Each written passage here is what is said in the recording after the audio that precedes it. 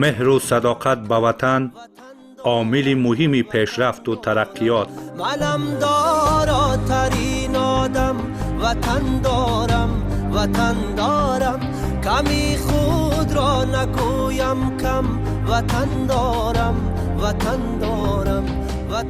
اقدام‌های آبادانی و بنیادکاری پیشوای معظم ملت، تأمین زندگی با سعادت مردم.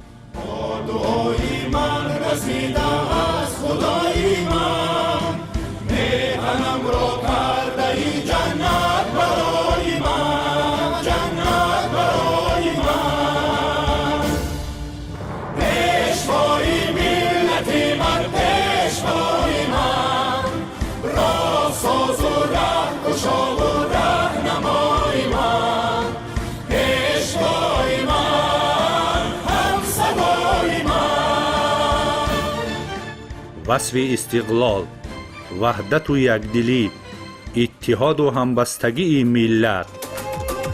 ای آفتابی وحدتم،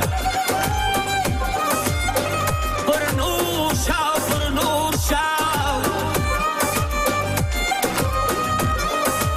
ای خیرخواهی ملتم، مشهور شو.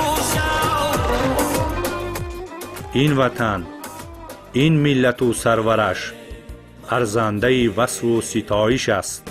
کی سر سپرده وطن، منو تویم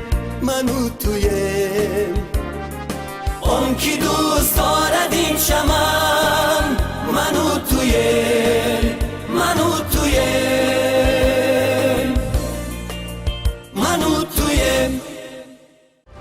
30 سالگی استقلالیت دولتی جمهوری تاجیکستان را با دستاوردهای ارزنده استقبال می‌گیریم.